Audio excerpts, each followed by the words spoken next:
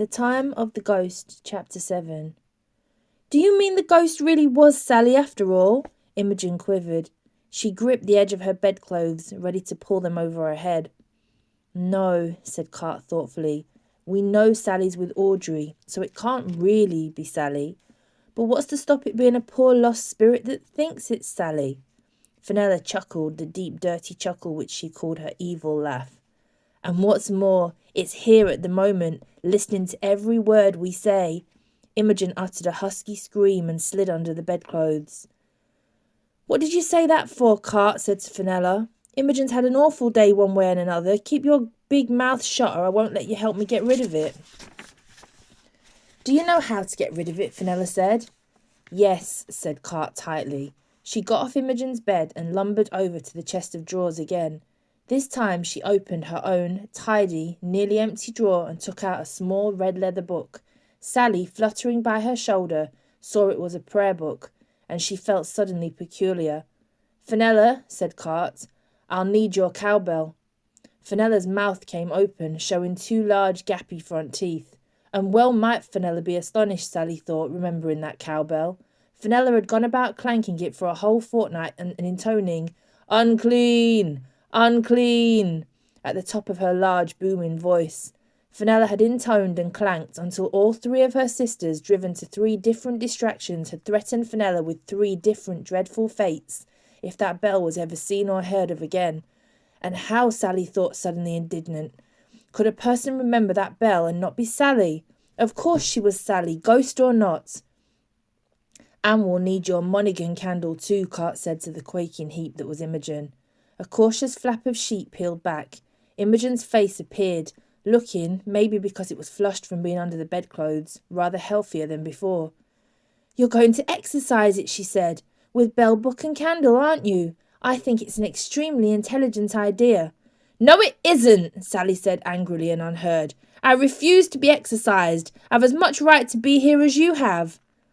As she said it, Cart's drawer and Sally's own were being pushed heavily in, releasing a further cloud of black feathers, and Fenella, rather helplessly, turned over wads of music in Imogen's drawer.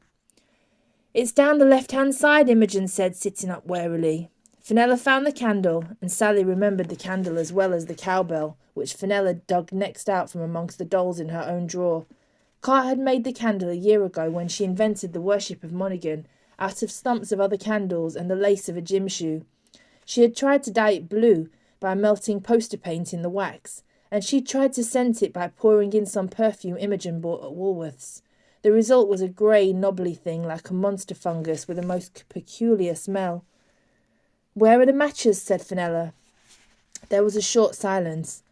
Downstairs, said Imogen. And, she said in a gabbling shriek, I'm not going, there's a ghost down there and I'm scared. Upon which she vanished under the bedclothes again.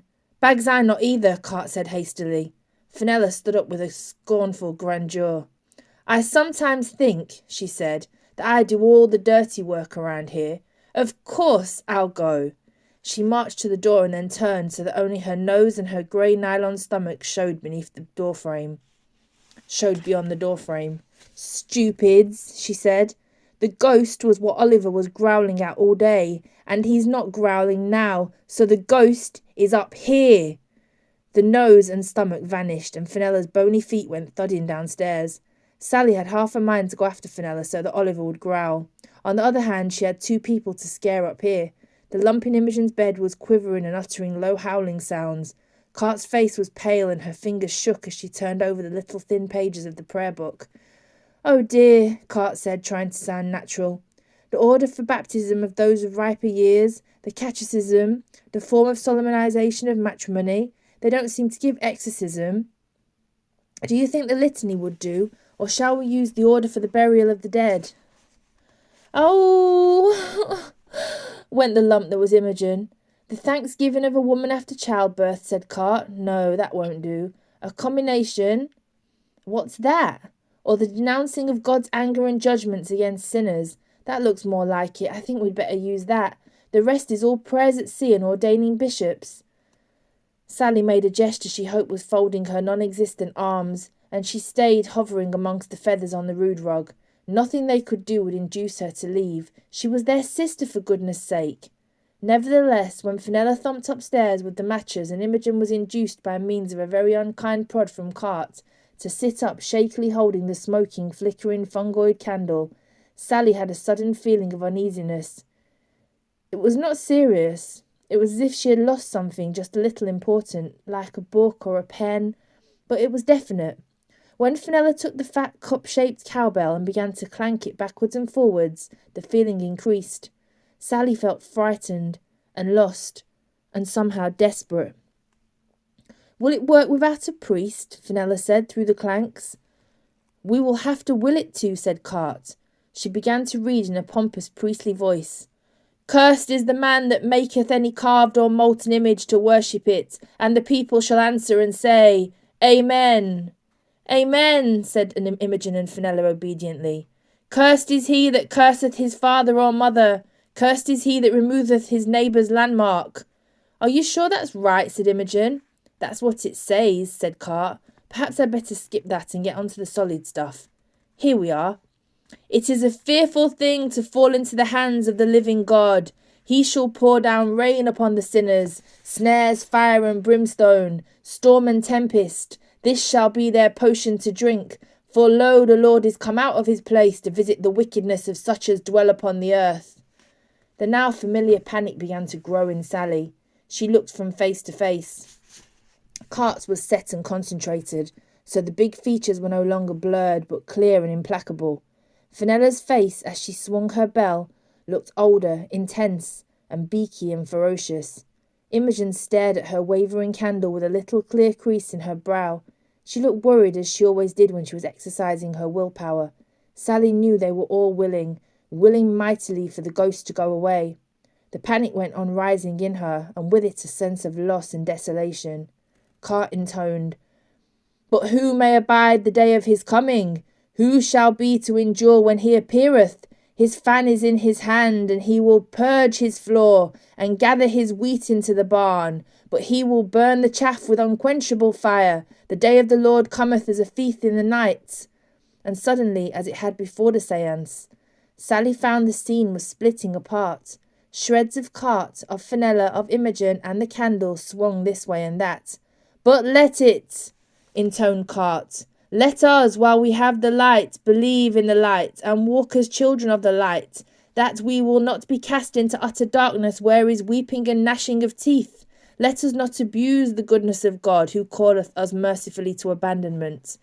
Now, with every word Cart intoned, and with every clank of the cowbell, the splits in the scene grew wider, and behind the splits Sally screamed a soundless scream. There was a fat, shapeless grey thing there in the darkness behind, like a cocoon or a mummy or a beetle grub. It was huge, and it was trying to draw her in, through the widening splits, into itself. "No!" Sally shrieked. Anything rather than be drawn in by that fat grey grub. She let herself be whirled by her panic out along and away through the night. She had no idea where, whirling and tumbling until at last the panic faded. She found herself out in the dark countryside, going up the road she had first come down. "Perhaps I shall just go away again the way I came, back into nothing," she said miserably. But there seemed no reason in that. Maybe her sisters did not want her, but there were still so many things she did not understand. She still had no idea why she was a ghost like this. She wanted to know, and while she was considering how she might find out, she was drifting steadily and almost purposefully up the road. It was a still, mild night, scented with hay and indistinct flowers. Sally felt soothed by it, but it was so dark that she was scared at first. Silly, she told herself. Ghosts aren't scared of ghosts. Besides, she soon realised it was not utterly dark. The road glimmered a faint greyish-white between the jetty black rustling hedges. The stars blazed overhead like diamonds strewn on blue-black velvet, so bright that some were clearly green or orange or faintly blue. Not the twinkly silver things Sally had always supposed they were. Some were pearly in places where small wisps of cloud hung in front of them, and when Sally raised herself above the hedges, the fields beyond were pearly too, silvered with damp scented mist, with black trees standing expectantly about in it. Raised like that, Sally could clearly see the trees on the hill ahead, black against lighter blackness of the sky. Among them was the orange square of a lighted window. Someone was in the bathroom of the farmhouse up there. Almost as Sally saw it, the orange square flickered out, leaving her dazzled. Someone had gone to bed up there.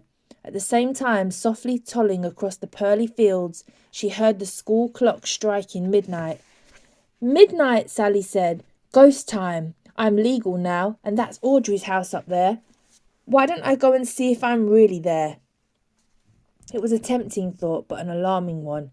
Sally knew still, more clearly than she knew anything else, that there had been an accident. Suppose she got to the farm only to look down on her dead body, because look at it how you would, something must have happened to make her a ghost. But the obvious thing seemed to go and find out. Sally continued to drift between the hedges and up on the hill where the trees reduced the road to the faintest of glimmers, until she came to the farm gates. Beyond the gates was the hot, dungy smell of farmyard, but it was a little frightening. All the animals seemed to know she was there. Sally wafted aside from the fierce grunt of a big white hunk of angry flesh, which turned out to be a white sow, and then from a spitting kitten, and then from a snarl of a sheepdog, and finally a splitting whinny from Audrey's pony sent her through the farmhouse walls into the safety of the close air indoors. It was foggy in there and smelt of polish. Here she was bewildered. She could not remember ever being in this house in her life. She found the stairs old and dark, and covered with new carpet smelling of newness, and more new carpet lining a crooked corridor upstairs. She stopped suspended at the head of the stairs with no idea where to look. A faint idea she had had, that her body would naturally draw her to it, drizzled away from her. It was obviously not like that. Then two things happened. First, it was suddenly lighter. Long silver rays fell through a window somewhere off to the right and reached down the crooked corridor. The moon had risen. Its light was not clear. The shapes of the swaying trees outside tumbled within the beams, but it gave enough light to turn the corridor into somewhere that Sally remembered faintly. Instead of being foggy, the smell of new carpet seemed clean, pungent. On the walls and on the tables at the sides of the corridor, the white rays were picked up and turned yellow in the surfaces of polished brass ornaments. There were horse brasses, oil lamps, ship's wheels, a stand of bells, and flat shapes of sailing ships.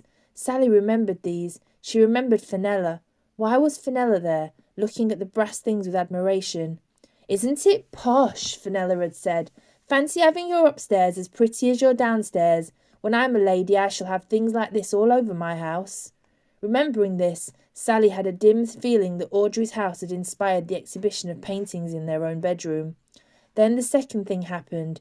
Down at the end of the corridor a toilet flushed. The noise was so loud and so sudden that Sally whirled away, half downstairs again. There, through the noise of rushing water, she was just able to hear footsteps which set the old boards under the new carpet creaking, but not too much or too many, just 4 or 5 light footsteps followed by the creak of an old door not quite shutting. Sally was upstairs and along the corridor in a flash. Those footsteps had to belong to someone young, probably to Audrey. At the end of the corridor the toilet system was still gushing and glopping away, and nearly opposite the old door was still slightly moving. Sally slid through the dark wood into the warm, airy room. She was aware of pretty print curtains fluttering against the dim moonlight of an open window, and then 2 sets of quiet breathing. 2 people, definitely. Sally hung there while she located the breathing, and then the warmth and the electric life feeling from the 2 beds. One at the dark end of the room, the other in the moonlight under the window. The one in the dark bed was Audrey. Sally recognised her, though not as someone she knew particularly well. Audrey had a large, warm presence, that of a person comfortable within herself, and a surprising amount of straight black hair spread out on the floral pillow. Looking at the hair, and listening to the slight gentle breathing, Sally recollected why it had been Fenella admiring the brass ornaments. Audrey had been Fenella's friend at first. Fenella had struck up an acquaintance with Audrey because Audrey had a pony, and Fenella was mad on horses. Then her sisters had been brought along too to be shown the pony and the posh house. Audrey was the same age as Sally, though not in Sally's class at school, and Sally had, to put it crudely, taken Audrey over. From the unfamiliar feel of sleeping Audrey, Sally thought that this could not have been very long ago. But this meant the person in the other bed was herself. Well, At least she was alive, Sally thought, hovering up to the hump shape under the covers. For some reason, the bodily Sally had pulled the covers up over her head, just like Imogen earlier, and almost nothing of her except a tuft of hair showed. That hair surprised Sally by being much fairer than she expected. She had a notion that she was dark like Fenella. "Perhaps I'm not Sally after all," she said. As she said this, she realized the person in the bed was not asleep. The breathing was too heavy and irregular, and the fizzing of the life feeling coming off her was not gentle like Audrey's, but fierce and gusty. She was the one who had went to the toilet plainly, but she was not settling back to sleep. She was waiting for something. That time had arrived. A hand emerged from the bedclothes, a hand which was neither familiar nor unfamiliar, crackling so with life and suspense that Sally was forced to move backwards. The hand seized the covers and flung them back, and the bodily Sally got out of bed in one clean, rolling movement. Creak went the old floor as she stood up. Sally hovered away backwards from her in total amazement. She was dressed in jeans and an old sweater. For one thing, she was obviously planning to do something, but Sally's main astonishment was that this girl looked like a normal person. After seeing her three sisters, she had not expected anyone in the family to look normal. This girl was thin, but she was not a witch insect like Fenella, and she was quite tall, at least as tall as Imogen, but not as large as Cart. Her face in the moonlight was quite pretty, though it was not as striking as Imogen's angel beauty, because the girl had dark eyebrows and a slight hawk look inherited from himself, but Sally found her unexpectedly good-looking all the same. Her hair indeed seemed to be fair. The less than good-looking thing about her was that she had the awkward figure of a 13-year-old when a person's back curves to make way for hips she's not got, and the rest of her is straight up and down, and instead of bosoms she has a chest with lumps on. Sally found that made her feel sorry for this unexpected girl, but her main feeling was surprise. She had expected something much more peculiar. The bodily Sally, after standing for a second, put out a cautious foot. The old timbers of the floor responded at once with a gentle groan. The girl froze, but it was too late. The sleeping shape of Audrey fizzed, heaved, rose up, and she said in a high, whining voice blurred with sleep, "What are you doing now, Sally?" "Only going to the loo," the bodily Sally answered. The voice surprised Sally as much as the rest. It was a clear, pleasant voice. "But you've only just been," grumbled Audrey. "No, that was an hour ago." The bodily Sally lied, quietly and firmly. "You've been asleep since then. Go back to sleep. I shan't be a moment." Audrey seemed to accept this. She gave a groan, not unlike the floorboards, and she heaved around to face the wall. She was asleep as soon as she lay down. The ghostly Sally heard the breath come out of the mouth of the bodily Sally in a gasp of relief. Then she saw her walk firmly and lightly across the creaking floor and slip round the door she had carefully not shut before. Sally followed out of the room, along the crooked brass glinting corridor and down the creaking stairs. "Where am I going? I mean, what are you doing?" she said. She was now thoroughly perplexed.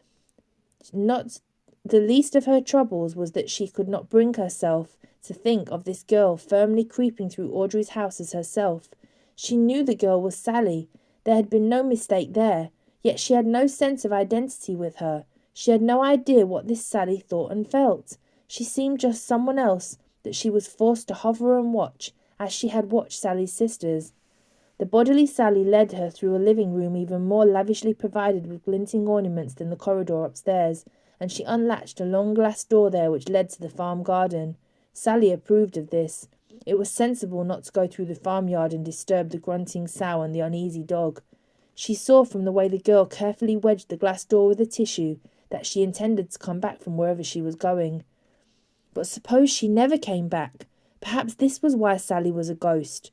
Sally had a sudden feeling wherever this girl was going it was somewhere wrong and dangerous. Alarm and foreboding grew in her as she followed the girl between the dewy bushes and down to the end of the garden. Perhaps it was a danger which could be avoided. Perhaps she thought mercy had been granted to Sally the ghost, so that she could come back and guide herself clear of whatever the danger was. So she followed the body Sally faithfully out through a gate at the end of the garden and down the path among the trees. Beyond the trees the path went on over the fields into the moonlit distance. Sally knew the path kept on, but the moon, hanging like a coppery gong low in the east, had made such a difference to the landscape that most people would have thought there was no path at all. The pearly look to the fields had been caused by bands of white mist laying low on the grass. With the moon on it, the mist now seemed almost solid. The lower part of the girl, Sally, vanished into it. You could only tell her legs were there from the rasping of wet grass on her jeans. The ghost, Sally, found it easier to rise above the milky whiteness. She had a feeling rather like she had on the playing field, that she might dissolve into nothing in it. The bodily Sally began to go faster and faster. Her head began nervously jerking about. The ghost did not blame her. Through the mist, and though the mist lay flat and quiet like bands of milk, there were places mostly against the dark trees where it inexplicably rose and bellied up, slow and heavy and thick into huge white moving shapes, bear-like, grub-like, rolling, menacing shapes. And to add to the eeriness, there were cows hidden in the still bands of mist which only revealed themselves when the bodily Sally was close to them, in a snort of breath or a huge hidden stamp. The girl Sally put both her hands to her face to act like blinkers, and she broke into a trot, refusing to look right or left. Owls began hooting, now near, now a long way away. Owls, Sally realised, did not say "to-it-to-oo" as one had been taught. Half of them let out a long quavering "ooh" like people pretending to be ghosts. The other half went "to-it, to-it, to-it" sharply and suddenly, like himself, giving a peremptory orders to a boy. The owls increased the bodily Sally's terror. Her hands, as well as acting like blinkers, were soon trying to cover her ears too. She broke into a run and fled across the fields, half buried in mist under a moon, which as it rose put a foreboding coppery ring around itself. She was panting furiously as she scrambled through fallen barbed wire into the tufty grass under the dead elms. There was no mist here. The empty trees stood bare against the moonlit sky, still decorated with the scruffy black blobs of rooks' nests. The rooks in them were stirring and cawing as if someone had disturbed them, but the bodily Sally behaved as if she was now feeling safer.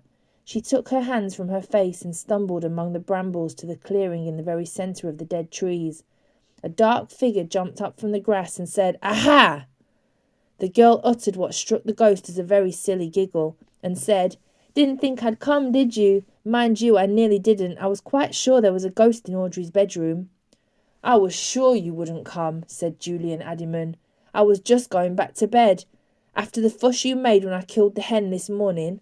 "Well," the girl said defensively, "I did know the black hen rather well." "It was the blood you minded," said Julian Addyman. "Ready?" "Yes," said Sally, standing bravely straight. "Right," said Julian Addyman. "Start invoking Monaghan, then." And the girl, still standing bravely straight, began as much as Fenella had done. "O Monaghan, mighty goddess, come forth and show thyself to these thy worshippers." Except that this, the ghost remembered, was the proper invocation which Cart had composed last summer, full of rolling phrases borrowed from the prayer book. And now she was truly terrified. This was really dangerous. These two had no idea what thing they were invoking. And besides, Julian Addyman had no business to be there. He had not been among the original worshippers of Monaghan. That band had been only a select few led by Carter's high priestess, and consisting only of Cart, Sally, Imogen, always unwilling, Fenella, Will Howard and Ned Jenkins. Sally must have gone on with the worship of Monaghan secretly on her own, and taught it to Julian Addyman after that. They had stopped the worship, or thought they had, because it made them all so uncomfortable. The ghost remembered that, and remembered Cart saying, "We may call it Monaghan and think it's a game, but I don't think it is. I know there really is a dark old female something, and whatever it is, we've woken it up and brought it stalking closer, and we mustn't go on. It's not safe." At that time, the ghost remembered wondering if Cart was saying that just to keep them all believing, even though Cart was tired of the game, but now she knew otherwise. Cart had been right. As the bodily Sally went on with her invocation, the ghost could feel something stirring, rising, stalking closer. It closed in towards the dead elms out of the dark, like the bellying of the mist, wet and tasteless and shapeless, but it was still very, very, very powerful. She felt its flat, stealthy vibrations, like but not like the cackle of life surrounding Sally and Julian Adiman, and far, far stronger, slowly draining in among the dead trees. She threw herself at the invoking Sally and hovered round her. "Stop it! Run away! You don't know what you're doing! It isn't a joke! Monaghan's real, and I think Julian Adiman's a bit mad." But as always, she was ineffectual as a guardian angel. The bodily Sally did not hear and continued reciting under the moon.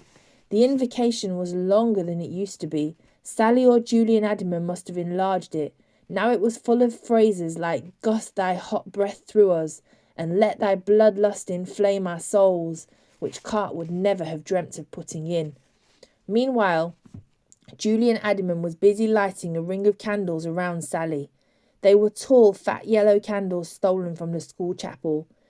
As each one flickered a light, it gave a new view of his handsome, white, red-mouthed face. It was brilliant with sarcastic amusement, and his mouth seemed very wet. The invocation finished. 13 candles were now burning, and the ghost could feel the thing which was Monaghan pressing close around the flickering circle. "Right," said Julian Adiman, "my part now." He stood up with a flourish and stepped to a spot about a yard off where a spade was lying, stolen from Mr. McLaggan. This he planted briskly in the earth and heaved. A large sod of turf, loaded with half-lit closed shapes of dandelions, peeled backwards and flopped over. The ghost could not resist hovering over to see what was underneath. On top of the dim hole was the carcass of the black hen. It was earthy but not long dead. It lay with its neck bent sideways on a heap of rusty iron links. Julian Adiman tossed the hen to one side and took out the iron, which proved to be a clanking armful of chain. He hung the chain carefully in heavy loop over one arm. Then he picked the hen up by its neck and stood facing the moon and Sally and the candles. "These and myself I dedicate to thy use, O Monaghan," he intoned. He was not serious about it. He was grinning all through. Then he stepped inside the candles and hung the chains on Sally. Once more, the ghost threw herself at Sally and tried to make her run away. But Sally just stood there, her eyes shining and blinking quietly in the light of the candles, letting Julian Adiman drape her in heavy chains as if she was bewitched. The Monaghan feeling was in among the candles now, hanging its heavy presence on Sally, as heavy as the chains. It knew the ghost was there. It was cruelly amused at the ghost's efforts to frighten Sally, but to be on the safe side it threw contemptuously to both the idea that this was just a game that Julian Adiman was playing. As a result, Sally felt a mixture of disgust and amusement and horror.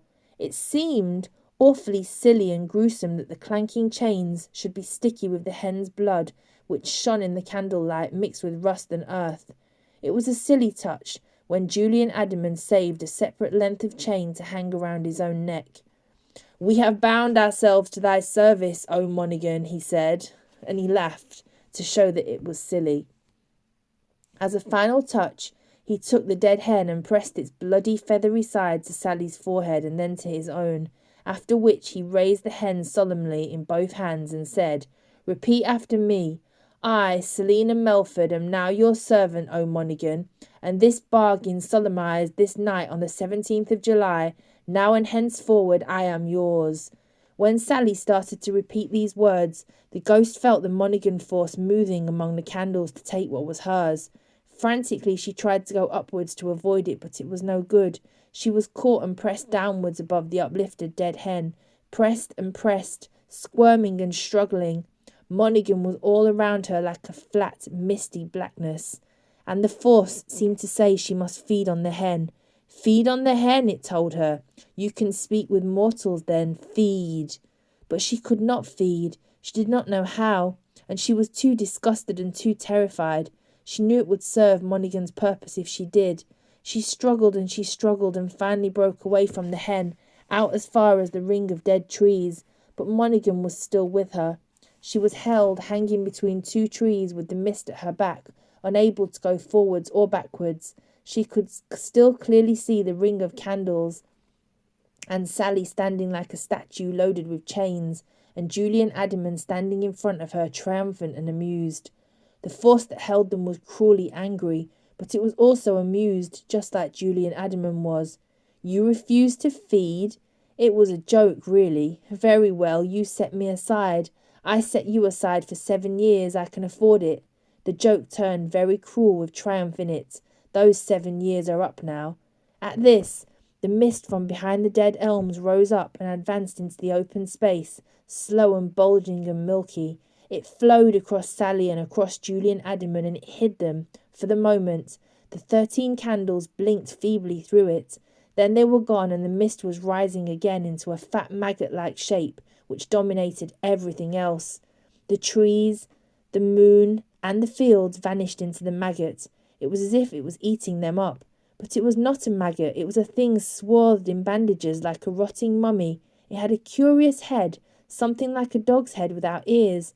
Its face was hideous. It was made of fat pink fleshy lumps peering out of the bandages.